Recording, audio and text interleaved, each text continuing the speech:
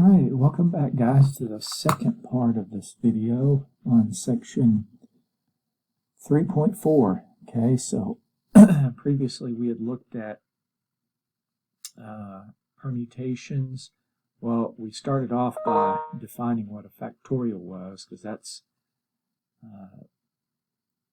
required in knowing how to calculate these permutations.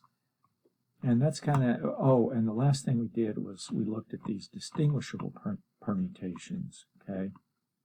So this occurs whenever we have objects that are the same, and so because they are the same, we can permute all of them, but some of those permutations are not distinguishable. Okay, you could have an A at the beginning and an end, or you could have different A's, so to speak, at the beginning and end, and that's not distinguishable. It's going to look the same. Okay, what we saw was that we actually divided out the ways that you can permute those indistinguishable objects. So that's the last thing we did. So now we're going to talk about combinations, and then we're going to look at how we can use these principles in counting to calculate probabilities. Okay, so combinations. So for example, let's say we have a 52 card deck, and we want to count the number of different 5-card poker hands that can be dealt. Okay, so in this case, guys, the order here does not matter. When you're dealt a hand, it doesn't matter. Let's say you're dealt like a, we're not going to worry about the suit, but a king, queen, jack, 10, and 9. So let's say you're dealt a king first, and then a queen, and then a jack, and then a 10, and then a 9. Or let's say you're dealt those cards in a reverse order. Well, as far as your poker hand goes, it makes no difference the order in which those cards were dealt. Okay, and we see an example of that right here. So we've got this hand 1 and hand 2. These are the same hand because they have all the same cards in them. You got a king of hearts, a 3 of hearts, a 4 of clubs, an ace of clubs, and, I said that wrong. A 3 of spades, an ace of spades, okay, and a 3 of hearts. So, although the sequence is different in both of these cases, this is the same hand. Okay, so you're going to be using a combination when the order of the objects doesn't make a difference. Okay, and so we say the number of ways to choose R objects from a total of N objects without regard to the order is called the number of combinations of N objects taken R at a time. So an example would be, we have a 52 card deck. We want to try to figure out how many possible 5 card poker hands there are. Well, this would be 52 objects taken 5 at a time. Okay. Now, if the order mattered, then we would be using a permutation here, but it's not. It doesn't matter. Okay. Now, to calculate a combination, the formula is very similar for that of a permutation. So N objects chosen R at a time. That's the way you would read this. I always heard it read N choose R, N objects chosen R at a time. So if you notice the first part of this formula right here, this is actually what a permutation is. This is how we calculated a permutation. But then in the denominator here, we have this extra factor, this factor of R factorial. Okay, and so where does that come from? Well, it comes from the fact that of those groups of R objects, so if you're thinking about a poker hand, of all those different 5-card poker hands, we don't care about the order. We don't care the order in which those 5 cards were dealt. So what we do here is we actually divide out the number of ways that you can permute those 5 objects, okay, or however many objects you're choosing. Okay, so we divide out all the different ways that you can order those objects because the order doesn't matter. You can think about it like this. When you go to choose these objects, a member is either part of that group or it's not, okay? The order in which it's chosen makes no difference, so we end up dividing out the number of ways to permute those R objects. All right. Now, just like the permutation function, we also have a function in the calculator that'll actually do all of this arithmetic for us here, okay? And you type in the value for n, and then you would, well, I'll just show you, okay? So, well, that's actually this next example right here. So let's think about 5-card poker hands. So there's a total of 52 cards. And since the order in which those cards are dealt doesn't matter, this is going to be combination. So if you come over here to math, go to probability, go down to number 3 for combination, and then we would be choosing 5 cards at a time, okay? So 52, choose 5. I hit enter. The calculator just plugs these values in for n and for r, and it does all this work for us. But you can see we end up getting 2,598,960. These are the total number of possible poker hands. So if you like to play Texas Hold'em, this might be of interest to you. And then you can also figure out, well, what are the probabilities of all the different hands that pay? And so you could figure that out. Interestingly, a lot of people that play poker, they play for fun, and they may not know much about formalized probability theory, but they do have a sense, an intuitive sense of how likely these hands are. And so because of that helps dictate the manner in which they play, or at least some of them, I would assume. But as far as, if you were to ask a relatively decent poker player, hey, can you tell me what the probability of this particular hand is? They may not be able to calculate it, but they have a sense of how rare or how common that particular hand is, okay? Now, if you were going to do this by hand, 52, using this formula right here, 52 factorial is just 52 times 51 all the way down to 1. Well, if you're dividing that by 47 factorial, the 47, the 46, the 45, etc., all of those would divide out. And so all you would be left with is factors of 52 through 48 in the numerator, and then the factors of 5 factorial in the denominator, okay? And so anyway, about 2.5 million possible poker hands. All right, well, let's look at some examples. Let's look at example 6 here. It says an ice cream store offers 9 toppings. If no topping is used more than once, in how many different ways can a 4-topping sundae be formed? All right, so guys, when you're talking about topping ice cream, the order doesn't matter. Either the sundae has those 4 toppings or it does not, okay? So because of that, we can treat this as a combination.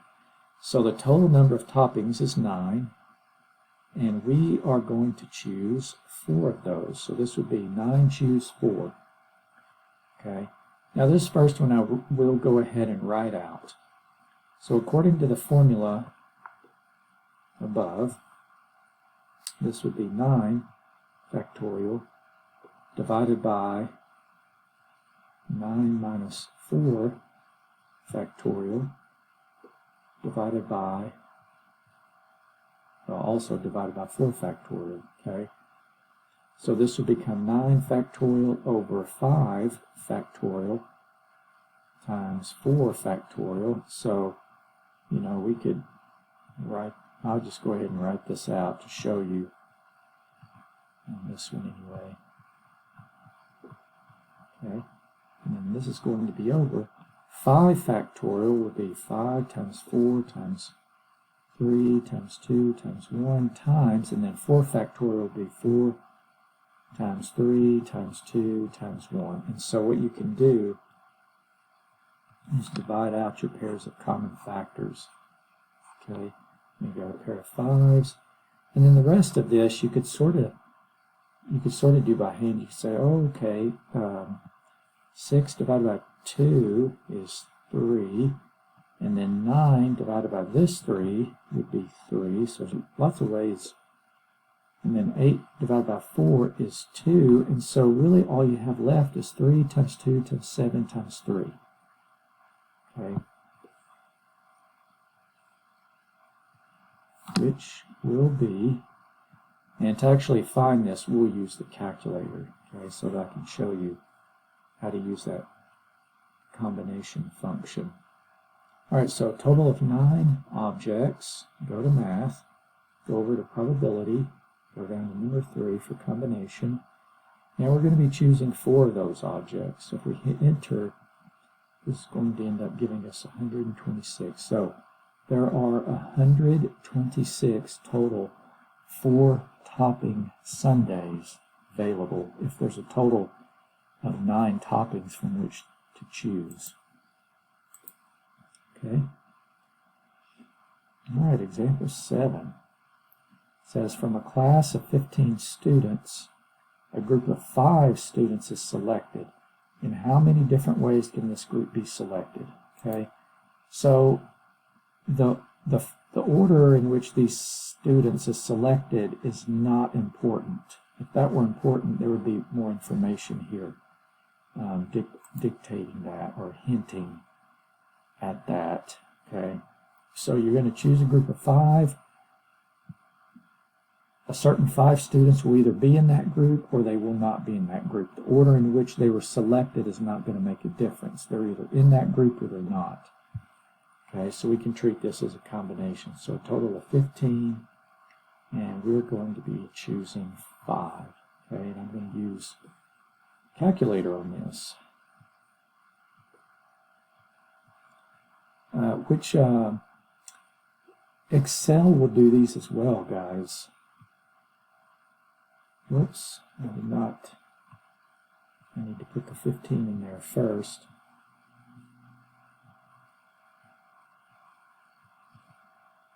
And we're choosing 5. And this is going to give us 3003. Okay.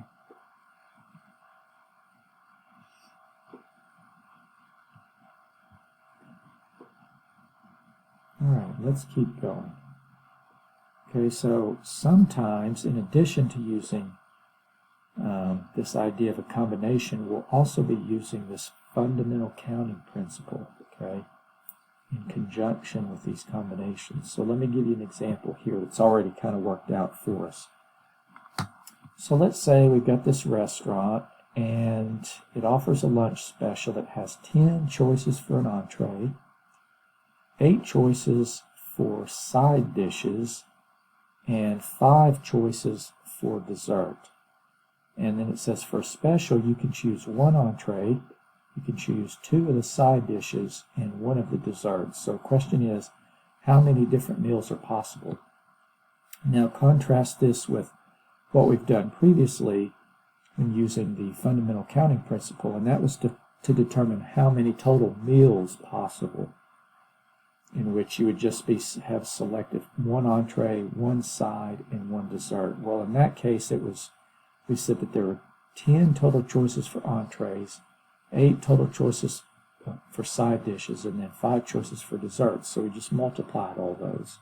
Okay, we treated them like they were 3 independent events there. Well, you can do that here. This is really the same thing. The only difference is we're going to be choosing 1 entree, but 2 sides instead of just 1, and then 1 dessert. Okay, so one way to look at this is that you've got 10 total entrees, and we're going to be choosing 1, times you've got 8 side dishes, and we're going to be choosing 2, times, and then you've got 5. I wrote that 5 too big. These should be subscripts. 5 desserts, and we're choosing 1, okay? Well, 10 choose 1, guys, is going to be the same as 10. And then 5 choose 1 is the same as 5. But 8 choose 2, if you were to plug that in the calculator, you're going to get 28. So you end up with 10 times 28 times 5, and that's going to be a total of 1,400 different meals possible, okay? All right, so, back when we first looked at this fundamental counting principle, we weren't thinking about combinations, but we could have done them using combinations. It's just that for the side dishes, we would have only have chosen 1. All right. Well, we'll continue with example 8 here. Okay, now with example 8, guys, and this one anyway for sure, I think we're going to be, in conjunction with using a combination, we're also going to have to use that fundamental counting principle, okay? So it says an environmental agency is analyzing soil samples from 50 farms for lead contamination. It says 8 of the farms have dangerously high levels of lead. 10 farms are randomly selected. So it says, using technology, how many ways could 2 contaminated farms and 8 non-contaminated farms be chosen? Well, this one is kind of tricky, okay? So the way you have to think about this is 8 of the farms have high levels of lead, which means the other 42 do not. And so the question is, how many ways could we choose 2 of the contaminated farms and then 8 of the non-contaminated farms? Okay, so look at these as 2 different events. So the number of ways that I could choose 2 contaminated farms would be 8 choose 2, because it says here that there are a total of 8 farms that are contaminated. Okay, so 8 choose 2 times, okay, we're using that fundamental counting principle because this is our first event. And then we're going to turn around and we're going to choose 8 of the non-contaminated farms. Okay, well, if 8 are contaminated, then the other 42 are not. So of those 42 non-contaminated farms, we're choosing 8 of them, okay? So it's just coincidental that that 8 appears twice here. The 2 8s here are unrelated. All right. And this is one you probably want to use technology on, guys. So let's use our calculator here. And let's figure out what 8 choose 2 would be. Also, we should mention the order in which these farms are selected doesn't matter.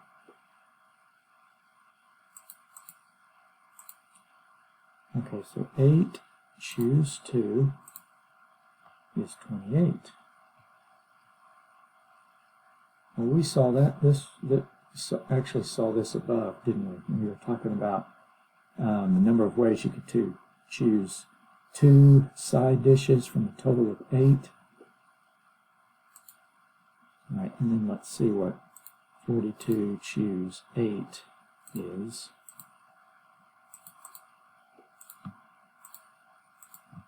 I figured this would be a big number.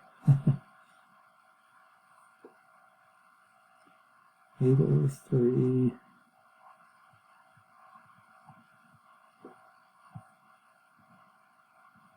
All right, okay, and now we need to multiply these. Okay, so I need to multiply that by 28,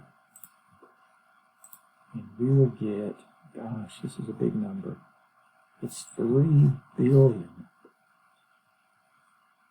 3,304,845,100 and 80, okay?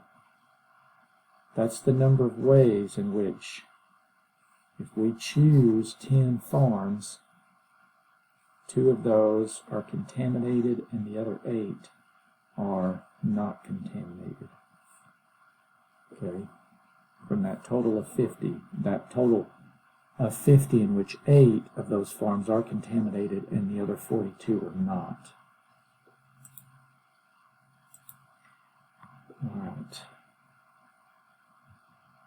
right, well, let's go to example 9. Okay, so we have looked at permutations and combinations, so we've figured out the number of ways something can occur. Okay, now that is important because lots of times in probability, when you're trying to calculate the probability, the denominator typically is the total number of outcomes, right? And so knowing how to, being able to determine the total number of ways that an event can occur is very useful, because that's typically going to be, or well, not an event can occur, but the total number of outcomes in a sample space. That's useful because that's going to comprise our denominator here.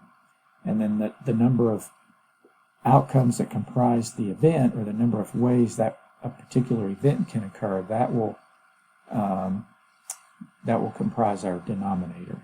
Okay, so now we're going to go on to using what we've learned to try to calculate some probabilities. Okay, so again, we're going to approach these through that classical lens of probability. So the probability of some event E occurring is going to be the number of outcomes that comprise event E, or in other words, the number of ways event E can occur, divided by the total number of outcomes in the sample space. Okay. All right, so let's look at number 9 here. All right, so we're back to the cards. So cards really do lend themselves to practicing these concepts in probability theory. So it says, find the probability of being dealt 5 diamonds from a standard deck of playing cards. Okay, so the way we want to approach this, guys, put part A over here, is we first need to figure out, well, how many total 5-card hands are there possible? Okay, well, we sort of did that above. We know that if it's a 52-card deck,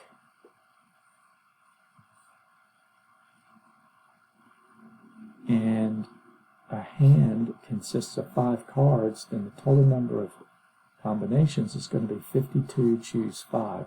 Remember, again, the order doesn't matter here, because if I get,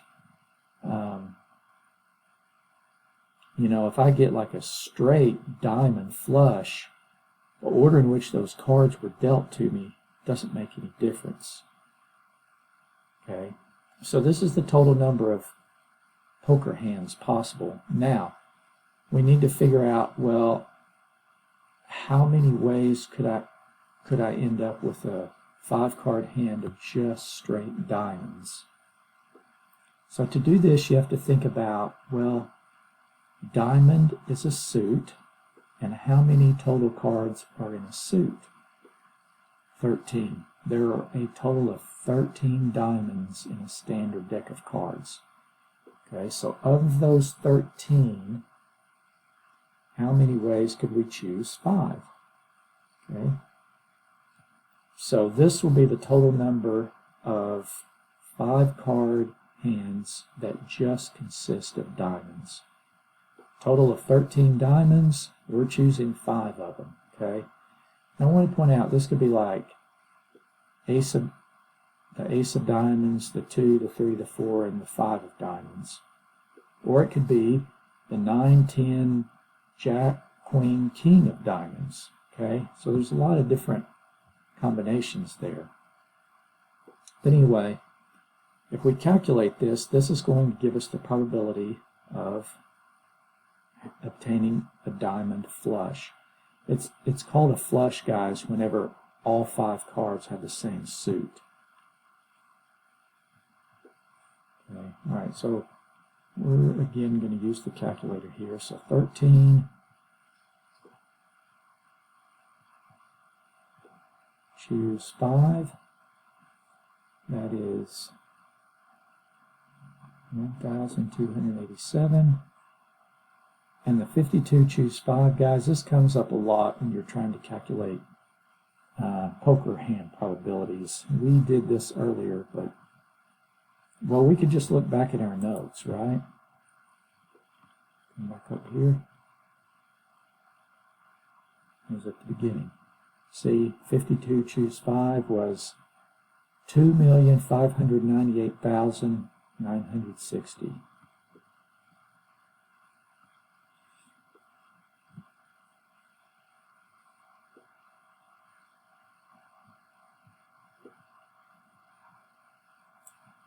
Double check that.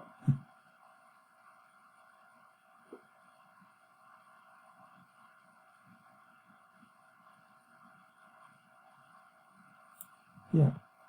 And then our last thing we need to do here is just divide these out. Divide this by the 2,598,960, and we will get, all right, so here again we get a number that's in scientific notation. So this e to the negative 4, this means move this decimal to the left 4 places. So if I were to do that, I get 0.000, and then I would have my 495, okay? And you probably round this one to 4 decimal places, so it would become 0.0005. As a percent, this would be 0.05%. So this probability is pretty small, isn't it? So that's why, you know, getting a flush is relatively rare in poker. And then getting a straight flush is even rare, because with a straight flush, all the cards have to be, not only are they all diamonds, they have to be in sequence as well. Okay, so what about part B? This one is similar, but I think for this one we're actually going to involve the fundamental counting principle again. So it says find the probability of being dealt 5 cards of any suit. In other words, the probability of being dealt a flush. Okay, not specifically a diamond flush. All right, well, the denominator is going to be the same. It's going to be the total number of poker hands possible. Now, for the numerator, the total number of ways that you could get a flush. Well, you have to think about it this way. Once we settle on a specific suit, say diamonds, then there are 13 choose 5 combinations, okay? But we are not just trying to figure out the number of diamond flushes. We're also trying to figure out the number of heart flushes, the number of spade flushes, and the number of club flushes, okay? So for that, you have 4 suits, and you have to pick one. So that is actually a total of 4 suits, and we'll be choosing one, and within that one suit we have a total of 13 cards, and we'll be choosing 5. So this is using that multiplication rule, because the first event is sort of like choosing a suit, and there'll be 4 ways to do that. And then the second event is that once the suit has been chosen, or given that the suit is chosen, what are the total number of ways that you can choose a 5-card hand from that particular suit, okay? All right, well, guys, 4 choose 1 is just 4. And then 13 choose 5, we saw from above, is 1,287. And then again, the total number of possible poker hands is about 2.5 million. All right. Guys, there's a shortcut in calculating this one. I don't actually have to plug all this into the calculator because this part is the same as from above. So I could just take this and multiply it by this 4.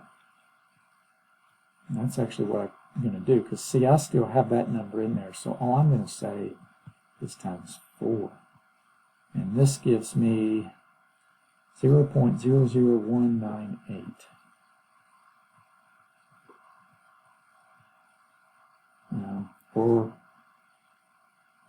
Well, if we round this to 4 decimal places, this would actually become 0.0020. That 19 would round to a 20. But if you round it to 3 decimal places, the 1 would become a 2, so it would just be 0.002. But anyway, you can see that this probability is about 4 times as high as this one, and that's because there's 4 suits possible. Okay. All right. I think we got about 3 left. All right, number 10 here.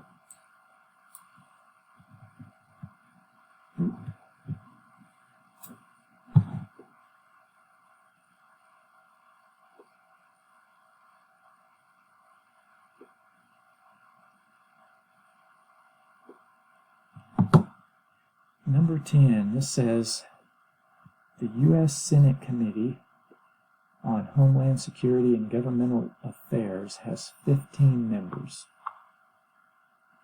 2 members are chosen to serve as the chair and then the ranking member. Okay? So these are 2 distinct positions. And because of that, guys, that's going to make a difference in how we go about calculating the number of well, it's going to be permutations in this case, but it says each committee member is equally likely to serve in either of these positions. So what is the probability of randomly selecting the chair and the ranking member? So I'm going to give you a tip here. Whenever it talks about selecting things that occupy positions, so just like if you remember when we were talking about how could 12 horses come in first, second, and third, the order made a difference. Whichever horse came in first, that was the first place finisher. Well, we're going to treat these the same way. Whichever member I pick first, that's going to be deemed to be the chair. And whatever member is selected second, that will be deemed the ranking member. Okay? So order is going to matter here. So we're going to figure this out using permutation. So the first step is we need to say, well, how many total ways could we choose a chair and a ranking member? Well, the order matters because whoever I choose first, they are going to be the chair, and whoever I choose second will be the ranking member. Okay, so we have a total of 15, and since order matters, we're going to be using a permutation here. We're going to be picking 2.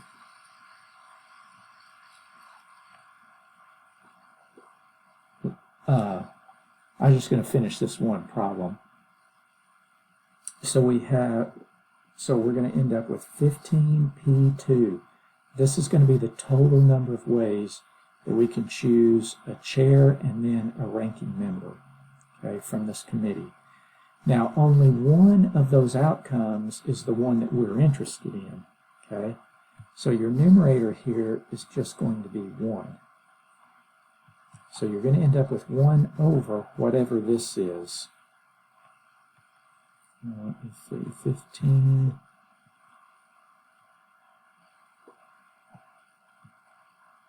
Okay, this is a 2. All right, so this is 210, okay? So 1 divided by 210 ends up giving us, if I round this to, say, 3 decimal places, it's going to be 0.005. Okay, so anytime you see a problem like this, guys, in which you're choosing members, but those members are going to be occupying positions, you need to think permutation, okay? Think about that horse race. Those horses are occupying positions, right? Like first, second, and third, so order's going to matter there. All right. I think I'm going to pause just for a second. I'll be right back. All right. Okay, number 11. So, when you're reading this, guys, again, the first thing I notice is that it's talking about the offices of President, Vice President, Secretary, and Treasurer for an environmental club.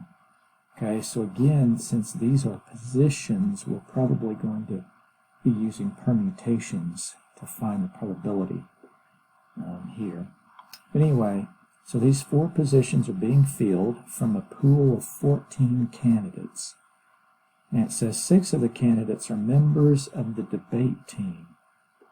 So part A, it says, what is the probability that all of the offices are filled by members of the debate team?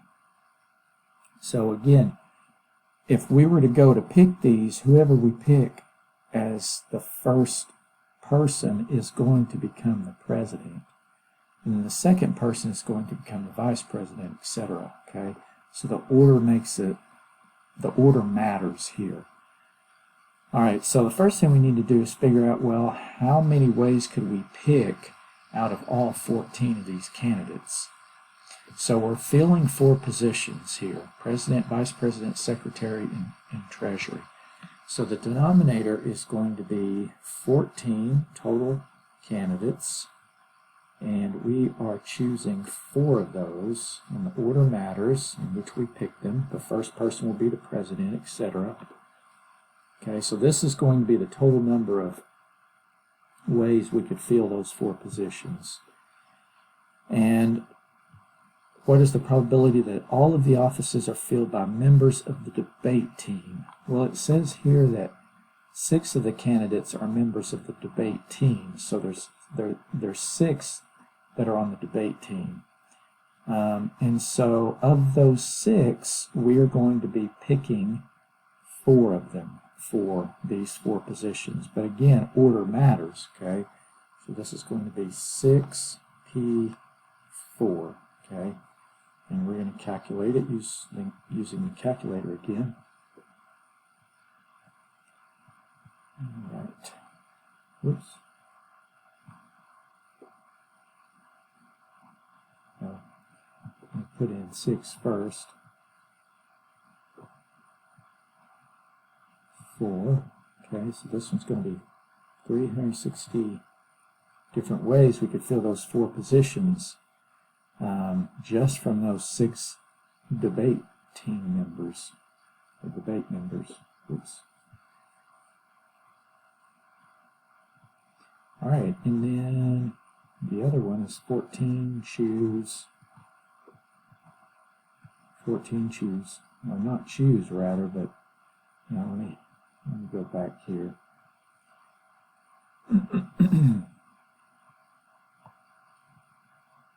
There we go. The positions. So this one is 24,024. Okay. So now I'm going to divide these out. 360 divided by our answer. I need that negative in there. And I'm going to hit enter, and let's see. To 3 decimal places, guys, this will be 0.015. Okay. All right. So about 1.5% probability. Okay, part B, it says, what is the probability that none of the offices are filled by members of the debate team? So here again, the denominator is going to be the same. Okay, we're still, of all 14 candidates, we're picking 4 of those to fill those 4 positions. But our numerator is going to be different because we're only going to be picking members that are not part of the debate team. Well, if 6 were part of the debate team, then the other 8 are not. So that means of the 8 members that are not, we're going to be picking 4 from those. Okay, so very similar here. The denominator is still going to be the same. And then let's see what this numerator is. 8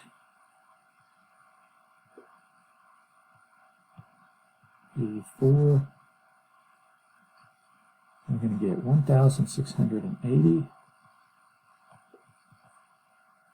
And then let's divide these out. I'm just going to divide that previous answer by 24,000. My calculator up. 24.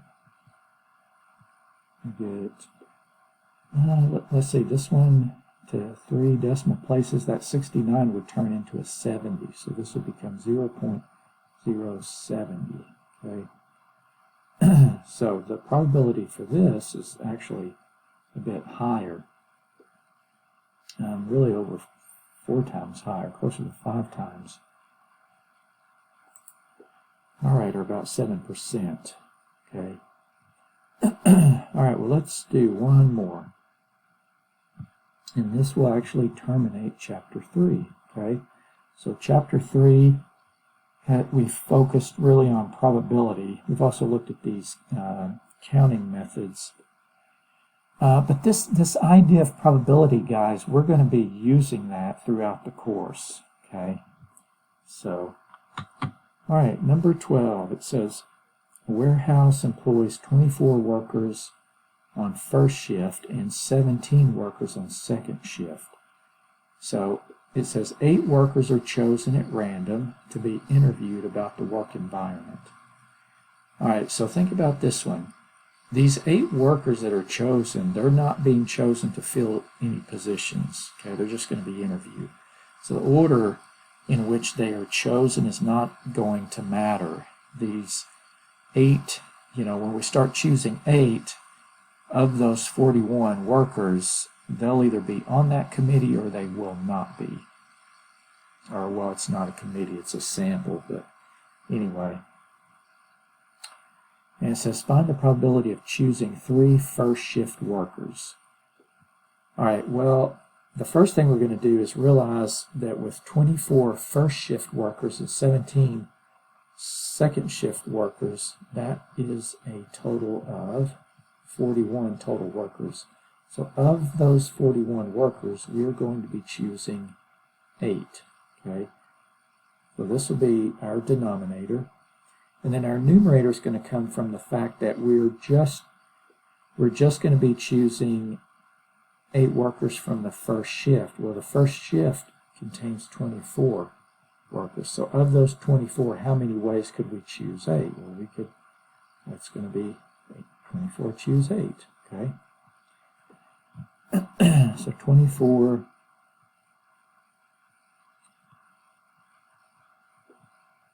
choose 8. Probably going to be a bigger number. 735,471.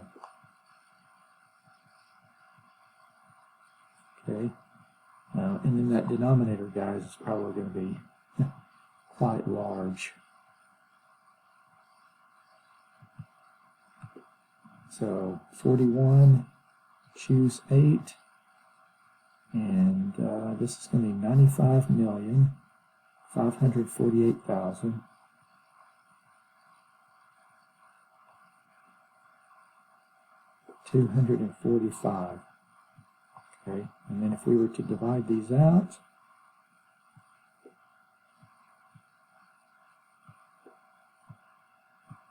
I'll divide that by my previous answer. And let's see, to 3 decimal places, I'm going to say this is 0.008.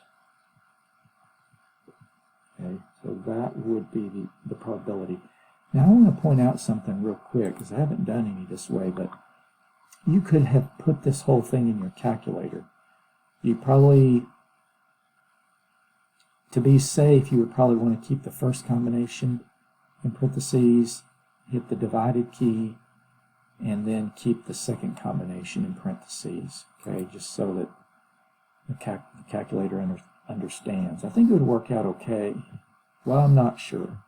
But anyway, these can be done in one step in the calculator. I just want to point that out. Okay. All right, guys. Well, like I said, this concludes Chapter 3. Okay, and so next class or next lecture, we're going to be talking about probability distributions. So how is the probability distributed for different events? Anyway, so I'll see you in Chapter 4 with sections 1 and 2. We only cover 2 sections in Chapter 4. All right, guys, well, take care.